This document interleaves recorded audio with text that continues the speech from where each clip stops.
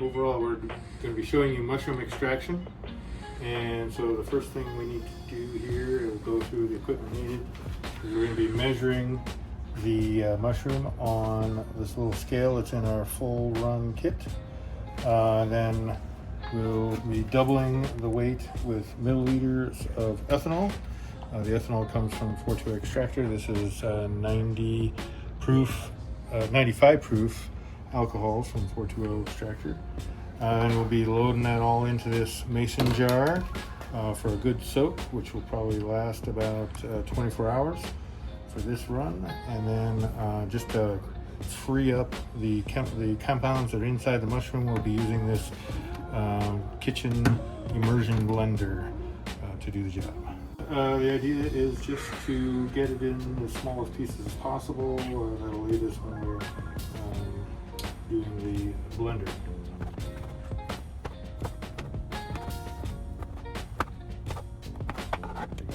Okay, now we're going to load the mushrooms into the mason jar.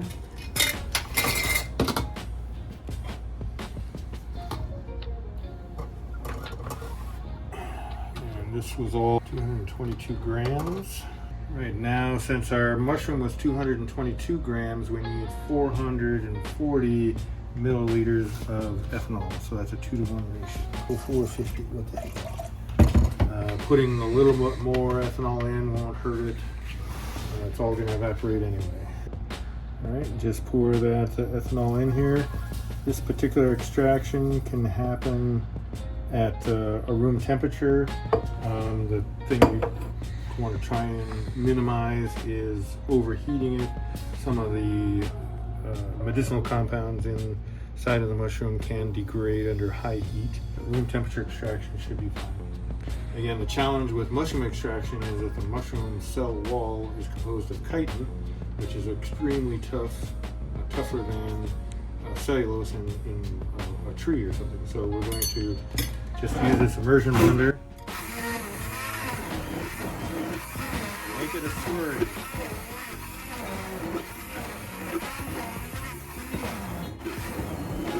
Now you can see that we really ground that mushroom up as I let that blender run for about 4 minutes to just really get all that homogenated. We just put the top on and we'll let it soak for about 24 hours. 24 hours later. Used for the filtration is we're going to have this 1,000 milliliter flask.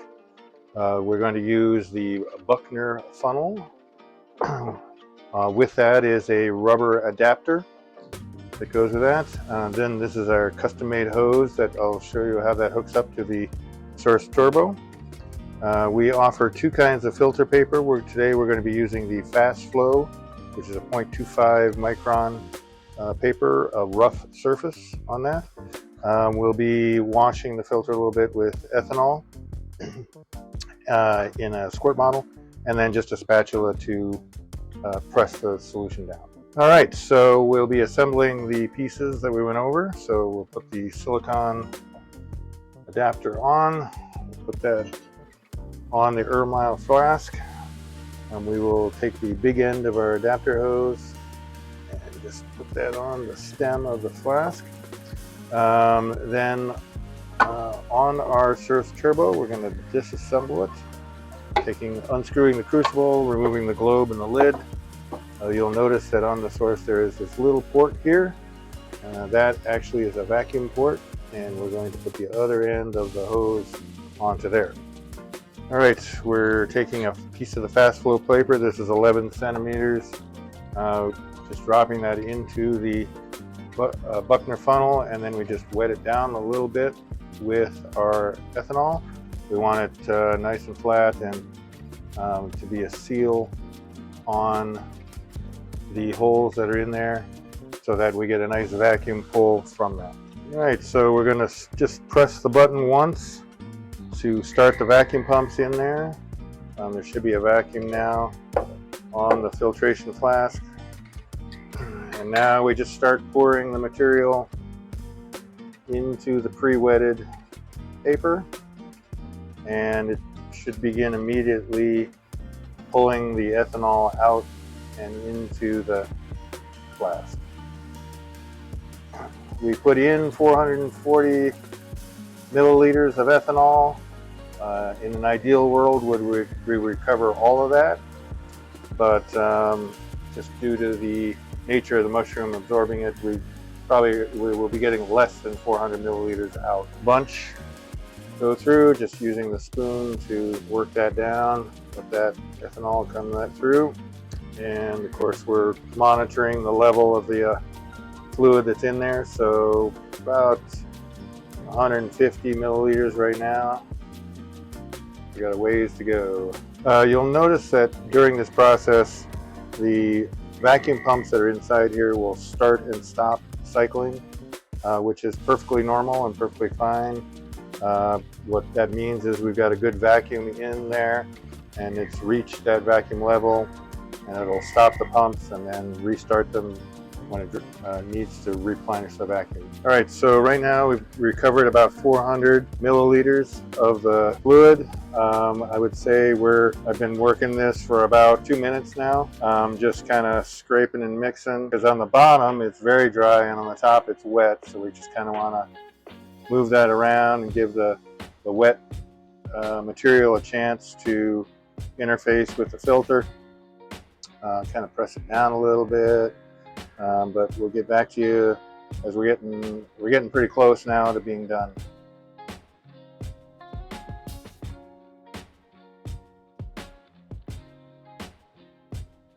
All right, I think I'm about done.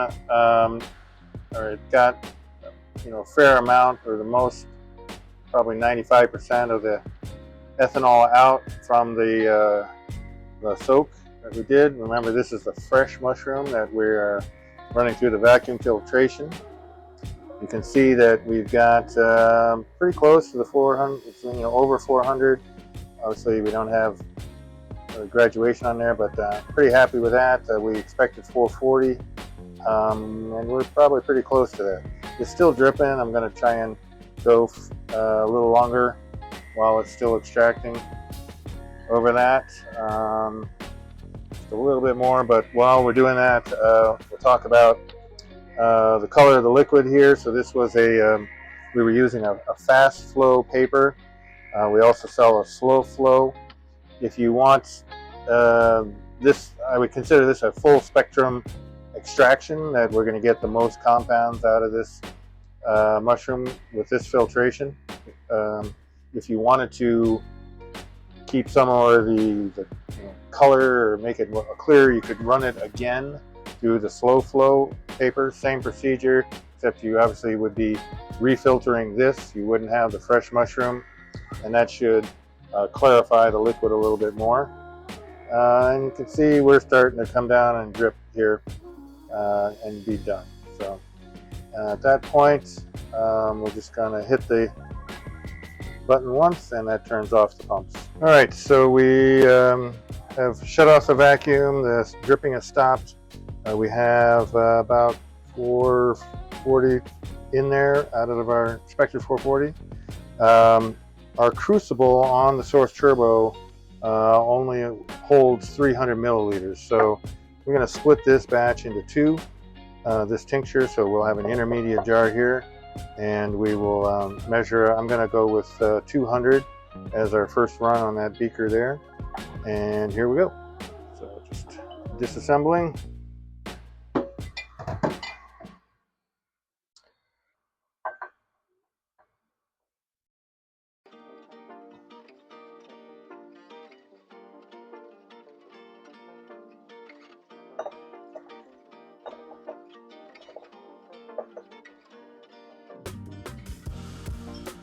A little more of a good look. So I think it's important to know how much you're putting in the crucible. That way you can kind of keep track of how much comes out and have an idea of how far along in the extraction process you are. So we're going to now just assemble this. We got a little over 200 to 250. We're going to assemble the Source Turbo. Putting the crucible in. This is a screw in onto the post.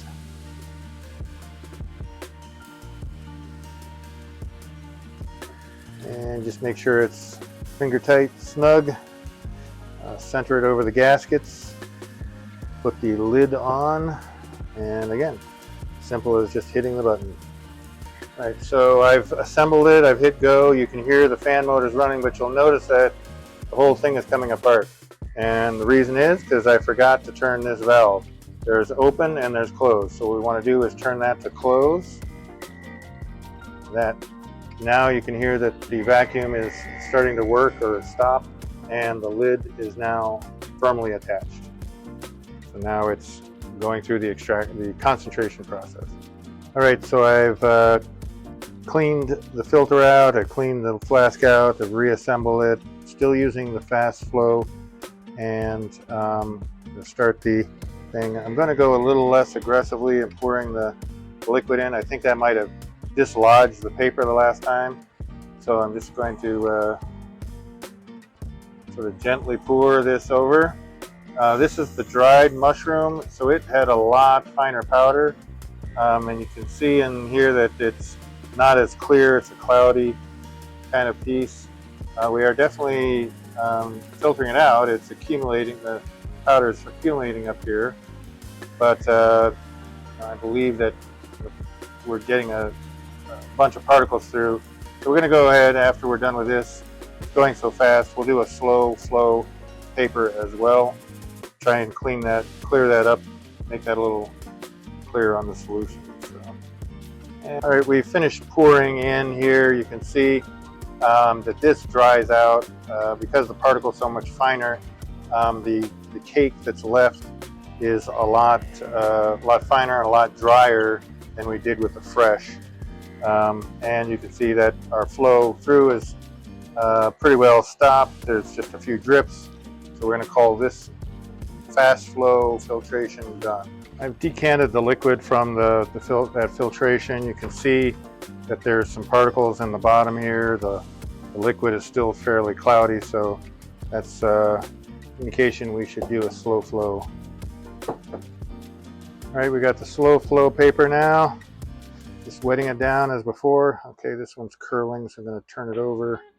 Again, we want that good seal between the paper and the filter, the filterer, the Buchner filter, if we can.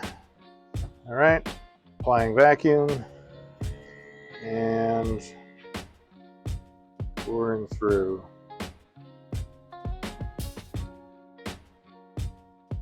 Yes, much clearer on the fluid coming out.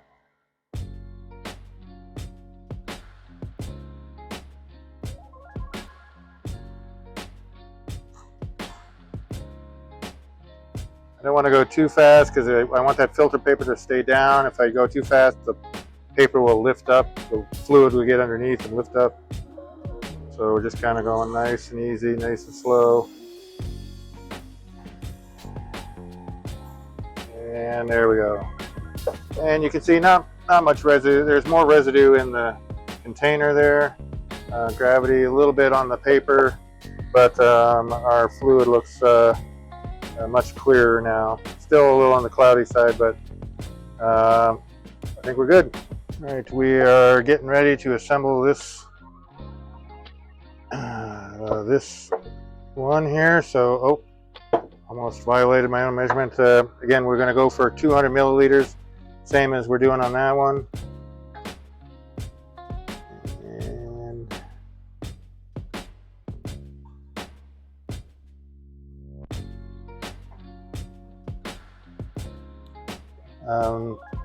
Okay, my calculations were I had 250 milliliters of ethanol that was in the soak, so we got the 200, and I'm just going to do that a little bit more. So yeah, we're approaching the 300, so that's the max for this one.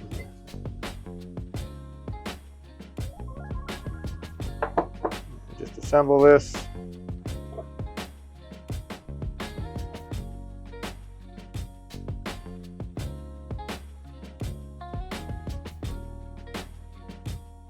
Nice and snug. I'm remembering to close my valve this time. Put it on the lid. Hitting go.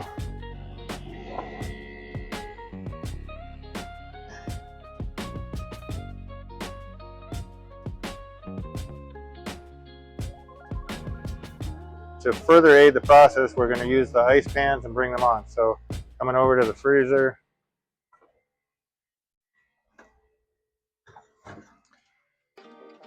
These have obviously been pre-frozen. This one just has a little foam on top that helps slow down the melting of the ice. And we just place that on top. It helps a little bit. Sometimes the pans are a little rounded. You want to maximize the contact of the pan with the lid. So just take a little water and pouring that on the lid just to get that good thermal contact between the pan, the cooling pan, and that. So checking that my vacuum seals are still good, and we'll just wait for the process to begin. Okay, so the machines have a 120-minute cycle time. So these have finished their 120-minute cycles.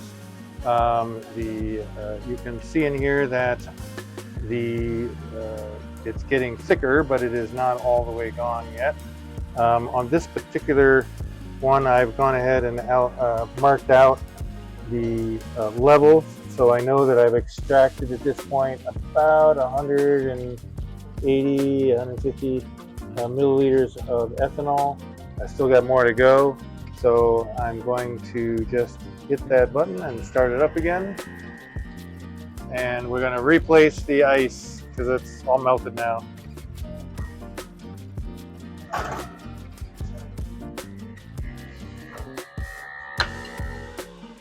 And again, we'll create a little thermal contact.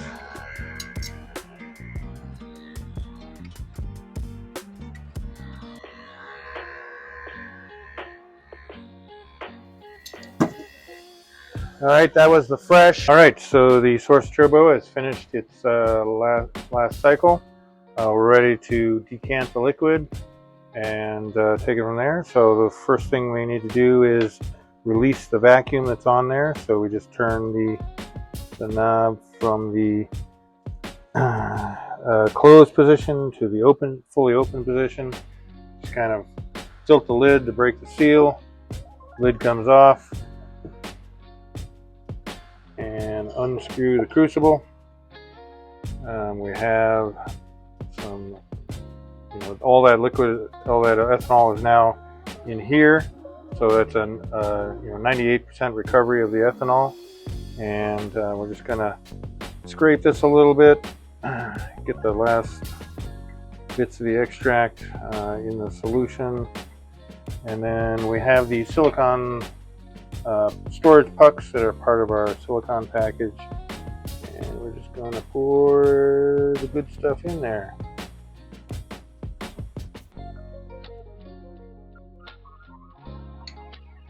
All right.